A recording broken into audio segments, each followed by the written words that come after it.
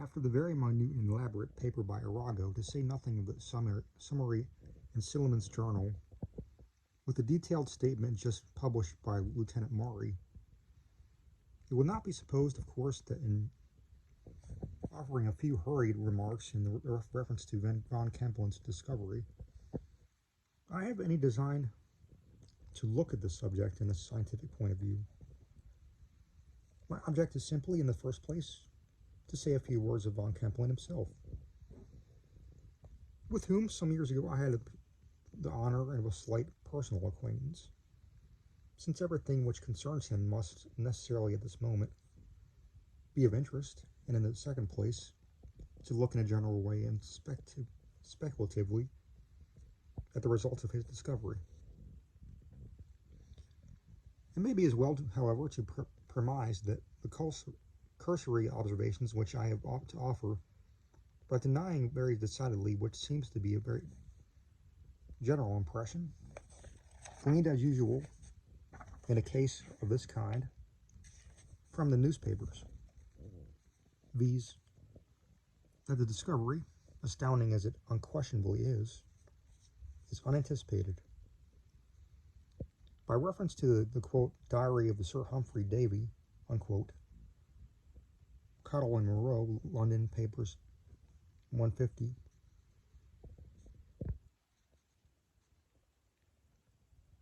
it will be seen that at pages 53 and 82, that this illustrious chemist had not only conceived the idea now in question, but had actually made no inconsiderable progress. Experimentally, in the very identical analysis now so triumphantly brought to an issue by von Kempelen, who, although he makes not the slightest allusion to it, is without doubt, I can say it unhesitatingly, and can prove it if it required, indebted to the quote diary, unquote, for at least the first hint of his own undertaking. The paragraph from the Courier and Enquirer, which is now going to the rounds of the press, in which the purports to claim the invention in which a Mr. Kissam of Brunswick, Maine, appears to me, I confess, a little apocryphal, for several reasons, although there is nothing either impossible or improbable in the statement made. I need not go into details. My opinion of the paragraph is found principally upon its manner. It does not look true. Persons who are narrating facts are seldom so particular as Mr. Kissam seems to be about day and date and precise location.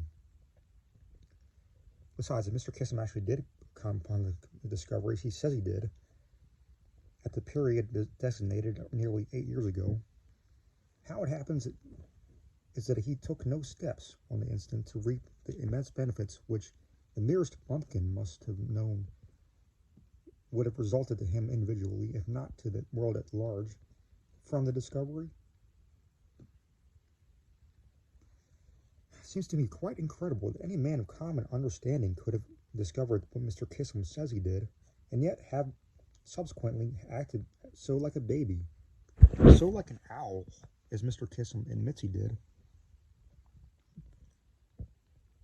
By the way, who is Mr. Kissam?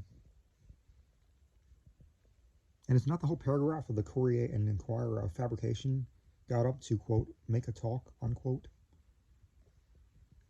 It must be confessed that it has an amazing hoaxy air.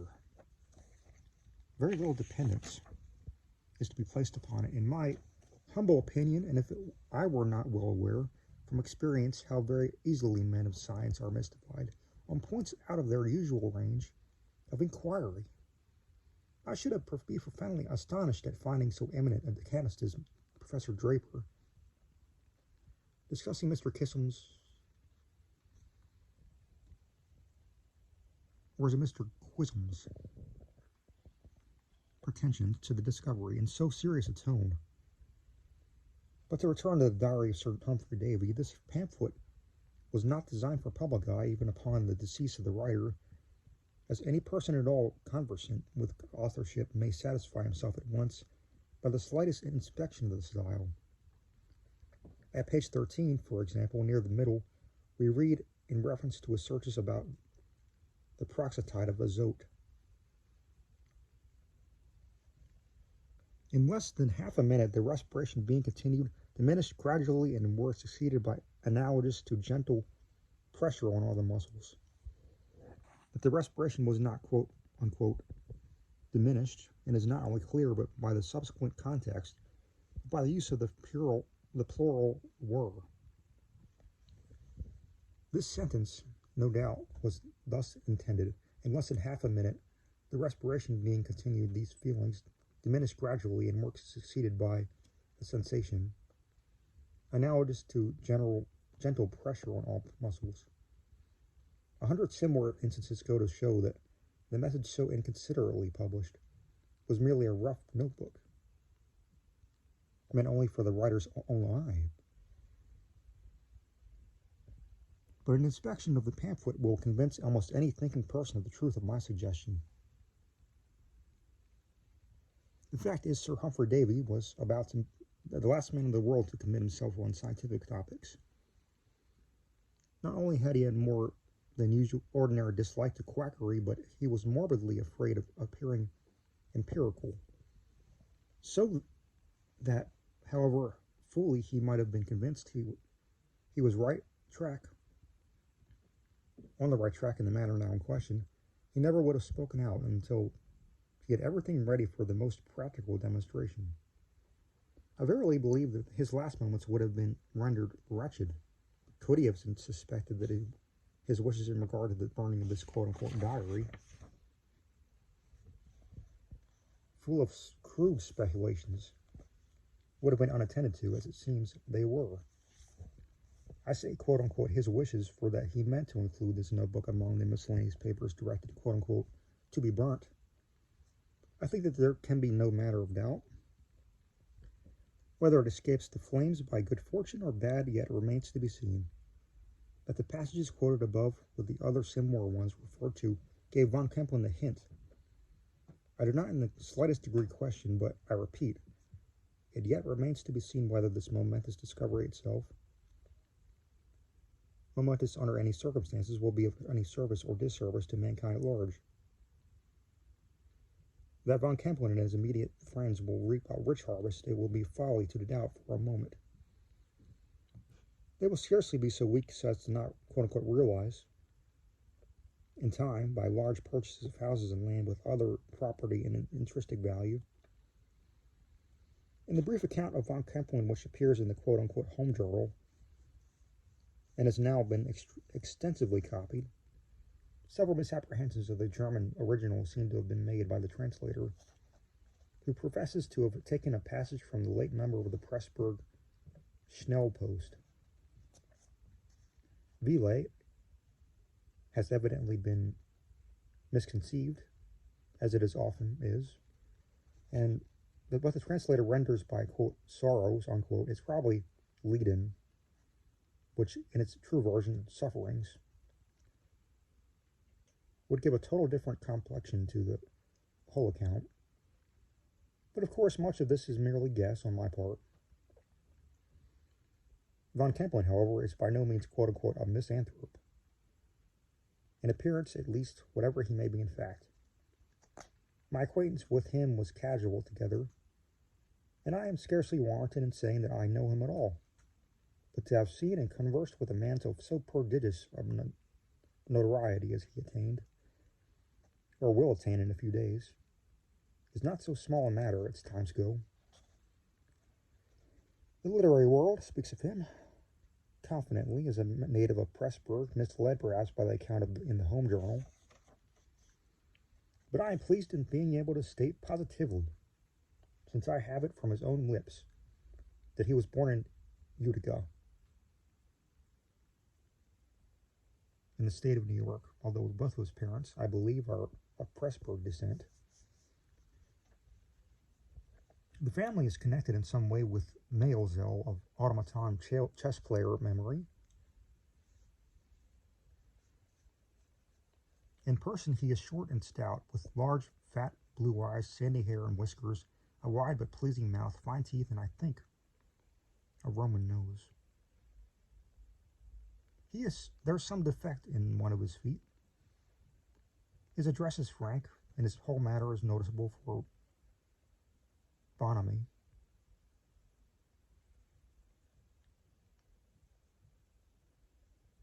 Altogether, he looks, speaks, and acts as little like a misanthrope as any man I ever saw. We were fellow sojourners for a week about 6 years ago at Earl's Hotel in Providence, Rhode Island, and I presume that I conversed with him at various times for some 3 or 4 hours altogether. His principal topics were those of the day, and nothing that fell from him led me to suspect his scientific attainments. He led the hotel before me, intending to go to New York and thence to Bremen. It was in the latter city that his great discovery was first made public, or rather it was there that he was first suspected of having made it. This is about all I can personally know of the now immortal von Kempelen, but I thought that even in these few details would have interest for the public. There can be little question that the most marvelous rumors afloat about this affair are pure inventions, entitled to about as much credit as the story of Aladdin's lamp. Yet, in a case of this kind, as in the case of the discoveries in California, it is clear that the truth may be stranger than fiction. The following anecdote, at least, is so well authenticated that we may receive it implicitly. Von Kempelen had never even been tolerably well off during his residence in Bremen, and often, it was well known, he had been put to extreme shifts in order and to raise trifling sums. When the greatest excitement occurred about the forgery on the house of Gutsmuth and Company, suspicion was directed toward von Kempelen on account of his having purchased an inconsiderate property in Gasparich Lane, and his refusing, when questioned, to explain how he became possessed of the purchase money. He was at length arrested, but nothing decisive appearing against him, was in the end set at liberty. The police, however, kept a strict watch upon his movements, and thus discovered that he left home frequently, taking always the same road, and invariably giving the watchers a slip in the neighborhood of that labyrinth of narrow and crooked passages known by the flash name of the Dondergat.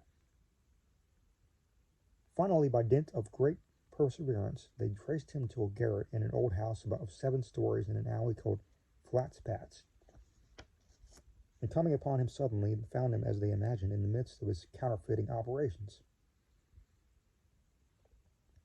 His agitation was represented as so excessive that the officers had not the slightest doubt of his guilt. After handcuffing him, they searched his room, or rather rooms. As it appeared, he occupied all the mansarde. Opening into the garret where they caught him was a closet 10 feet by 8, filled up with the same chemical apparatus, of which the object has not yet been ascertained. In this one small corner of the closet was a very small furnace with a glowing fire in it, and on the fire a kind of duplicate crucible. 2 crucibles connected by a tube. One of these crucibles was nearly full of lead in a state of confusion, but not reaching up to the aperture of the tube, which was close to the brim. The other crucible had some liquid in it, which, as the officers entered, seemed to be furiously dissipating in vapor. They relate that on finding himself taken, Kempelen seized the crucibles with both hands, which were encased in gloves that afterwards turned out to be asbestic, and through the contacts on the tile floor. It was now that they had handcuffed him, and before proceeding to ransack the premises and searched his person, but nothing unusual was to be found about him excepting a paper parcel in his coat pocket containing what was afterwards ascertained to be a mixture of antimony and some other unknown substance, and nearly but not quite equal proportions. All attempts at analyzing the unknown substance have so far failed, but it will ultimately be analyzed is not to be doubted. Passing out of the closet with their prisoner, the officers went through a sort of antechamber, into which nothing material was to be found, to the chemist's sleeping room. They here rummaged some drawers and boxes, but discovered only a few papers of no importance, and of good coin, silver, and gold. At length, looking under the bed, they saw a large common hair trunk, without hinges, hasp, or lock, and with the top lying carelessly across the bottom portion. Upon attempting to draw this trunk out from under the bed, they found that with their united strength, there were 3 of them, all powerful men. They, quote, could not stir it 1 inch, unquote. Much astonished at this, one of them crawled under the bed and, looking into the trunk, said, "No wonder we couldn't move it. Why, it's full to the brim of all bits of brass." Putting his feet now against the wall so as to get a good purchase, and pushing with all his force, while his companions pulled with theirs, the trunk with much difficulty was slid out from under the bed, and its contents examined.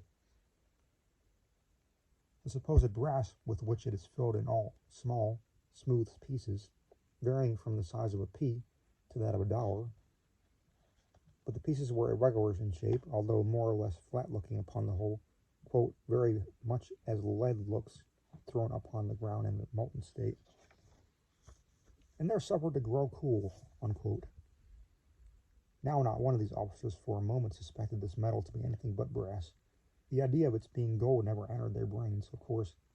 How could such a wild fancy have entered? And at their astonishment may be well conceived when the next day it became known, all over Bremen, that the quote-unquote lot of brass, which they had carted so contemptuously to the police office, without putting themselves the trouble of pocketing the small scrap, was not only gold, real gold, but gold far finer than any employed in coinage. Gold, in fact, absolutely pure, virgin, without the slightest appreciable alloy. I need not go over the details of von Kempelen's confession as far as it went, and release, for these are familiar to the public. That he actually realized in spirit and in effect, if not to the letter, the old chimera of the philosopher's stone, no sane person is at liberty to doubt. The opinions of Arago are, of course, entitled to the greatest consideration, but he is by no means infallible, and what he says of bismuth in his report to the Academy must be taken cum grano salis.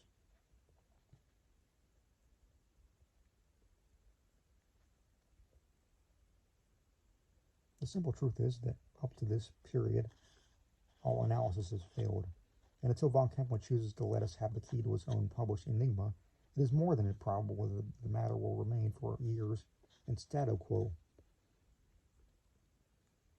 All that is yet can fairly be said to be known is that, quote, pure gold can be made at will, and very readily from lead is connection with certain other substances in kind and in proportions unknown.